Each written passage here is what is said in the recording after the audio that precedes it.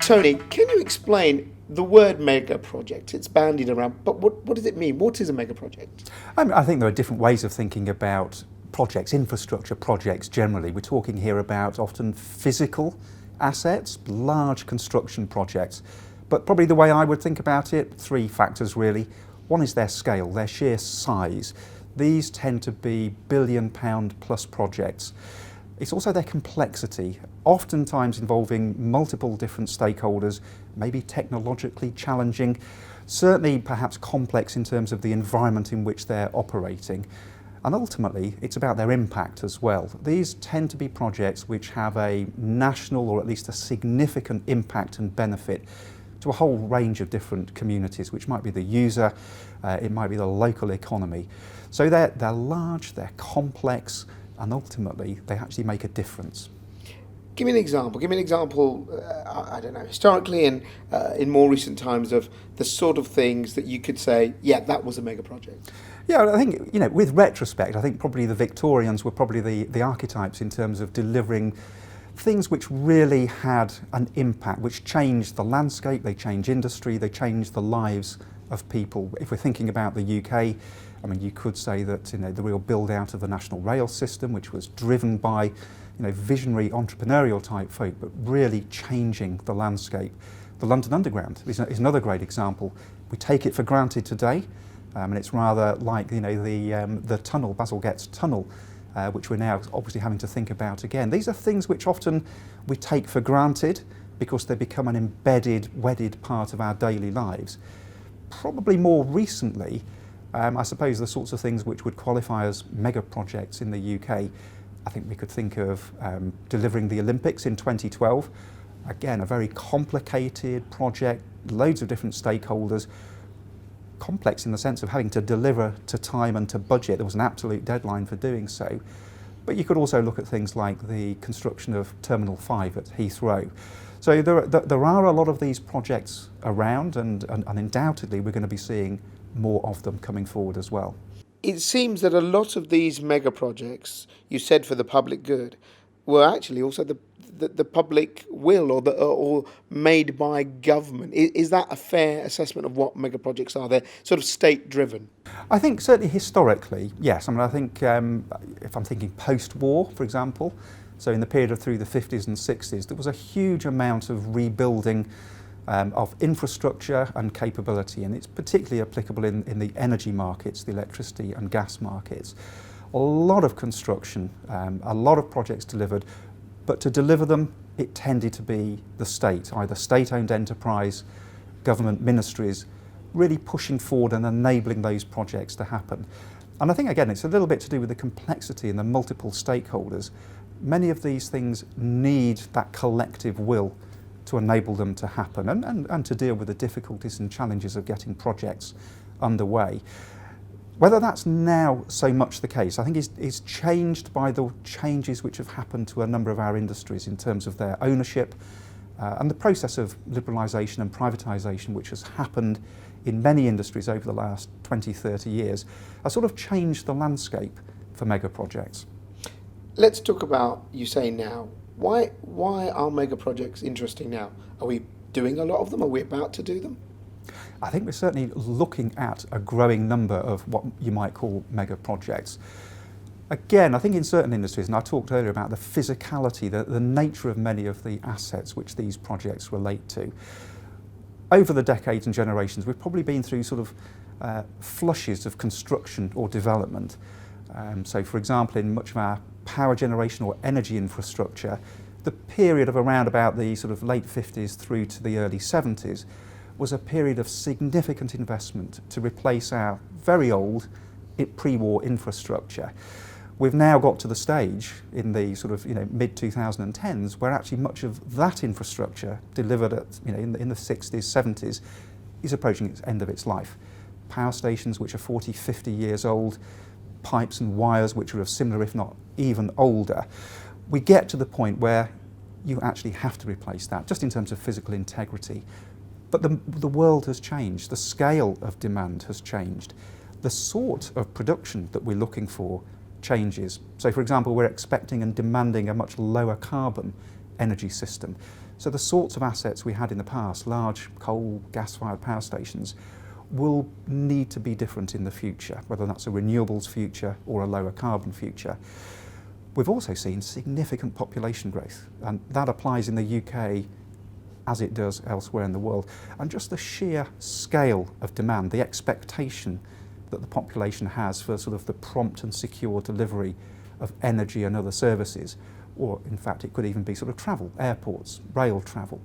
The expectation, the demand is such that we have a need now for material new projects. Yeah. I mean, I think from the electricity perspective, I mean, we're seeing the ongoing development of potentially large new nuclear build power stations. We haven't had a nuclear station, built and commissioned in the UK since 1995. So that's something which hasn't happened for a long while. These are huge in terms of their complexity, in terms of their overall cost, but equally in terms of their impact back on our low carbon aspirations, in terms of the creation of significant supply chain and technical capability, and in embedding zero carbon baseload energy production in the UK. So they have all of those characteristics. But if I look elsewhere, we can also see a very significant sort of a build out of offshore wind generating assets. A very complicated, difficult environment for that sort of technology. Now we're building off and leveraging off the experience we have in terms of oil and gas exploration.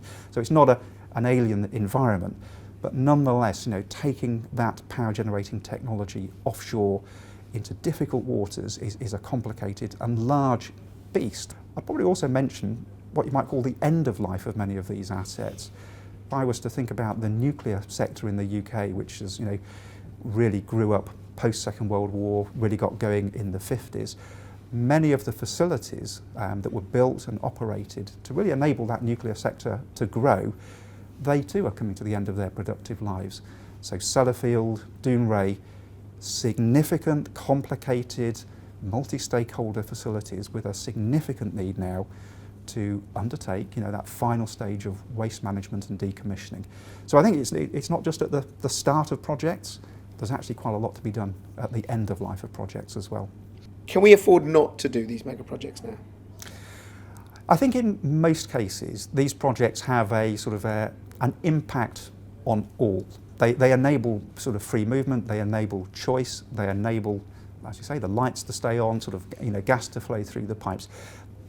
When it comes to water and waste, they're often things which we take for granted. They're the enablers to much of the sort of free movement and the economy. Can we afford not to undertake these? I would argue no. We have to do something. You can perhaps, debate, are these exactly the right projects at exactly the right time? Are we structuring them or picking the right technologies? Those are sort of perhaps nuances. The need to build the capacity, the need to provide that security, I think is fundamental. Who pays? Well, I think there are two elements to your question actually in terms of who pays. I mean, in the long run, who pays is ultimately the user for whatever the service or the facility or the infrastructure actually is. And if it was a toll road, it would be the user of the road. If it's energy, it's actually ultimately the consumer of electricity or gas or water or whatever it is. So over the whole lifetime, it's ultimately the users that will pay. There's a separate question of who will finance, who will fund the upfront construction and development and ownership of all of these types of physical infrastructure. And that has changed in the context perhaps of no longer being quite so centrally driven by government. We're in a world now where many of the sorts of businesses who perhaps it is their business to deliver and own and operate these sorts of assets are in the private sector. Many of them are not UK businesses, they're international businesses in their own right. So they need to find the capital to invest. They may be able to provide some of that from their own resources, but increasingly much of the financing capacity are coming from the large international finance providers, which are typically infrastructure funds, sovereign wealth funds, but a fairly wide and deep pool of mobile international capital. What are they looking for? They're looking for an environment which is secure for them to invest into. They can understand, I mean, everybody takes risks, so that this is not about this being a zero risk investment for them. But they need to have that comfort that over the life of the asset, there's going to be a market where the users will ultimately be paying, for want of a better description, the rent. They'll be paying the rent on the asset that these investors are financing the construction of. So what makes the UK megaprojects worthwhile investing if I'm sitting in Singapore or in India or in Russia? What would guarantee that funding coming here, do you think? Yeah. Or are we competing against other things and we just have to take our chances? I think we are competing. I don't think there's any getting away from the fact that sort of infrastructure needs, mega project needs around the globe are huge. That's evident from the work that the international the energy authority has done, and that applies across all different sectors. Much of the world, the emerging economies are actually building their infrastructure for the first time round, and that is to meet the fundamental basic need of their population. So it's always going to be competitive. But why is the UK an attractive market for people to invest into? The UK has a clear, robust, stable sort of legislative and contracting environment. People coming into the UK, whether they're sort of suppliers, contractors, or the holders of finance, understand and have confidence in the way business is done in the UK market. It is stable, it's historically been stable, and it remains important that it continues to be stable for that reason. We've also got a good track record at developing large-scale projects. It's not perfect by any means, and we can all think of projects which have not gone according to plan. But if we think about recent major projects in the UK, the Olympics again, the 2012 Olympics, Heathrow Terminal 5, projects on the go at the moment, Crossrail in London in terms of rail. There is a growing body of experience, whether it's in the supply chain, in the overall programme management, but certainly at a UK level, that there is the capability of delivering these types of projects in a way which gives confidence. It gives confidence to those organisations that are putting at risk huge amounts of capital. Why should I care that these things get built?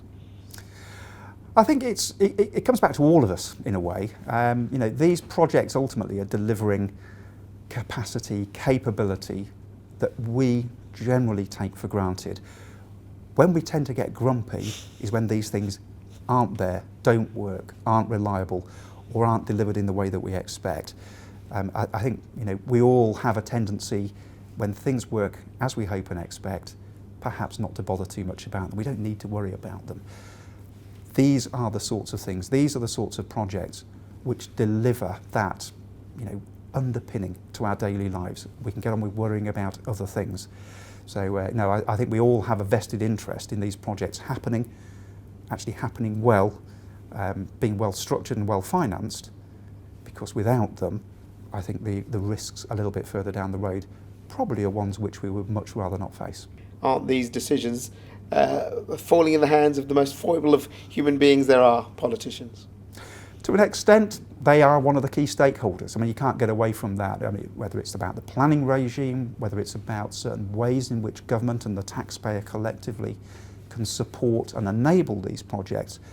But what government and politicians are very rarely now doing is actually taking the lead, driving them, hosting them. It's working in partnership with private sector, with other public institutions, with international capital. So it's very much a collective. I think politicians will find that although they may have a desire to see certain outcomes, if they are not taking everybody along with them and providing the right framework, they're not going to happen.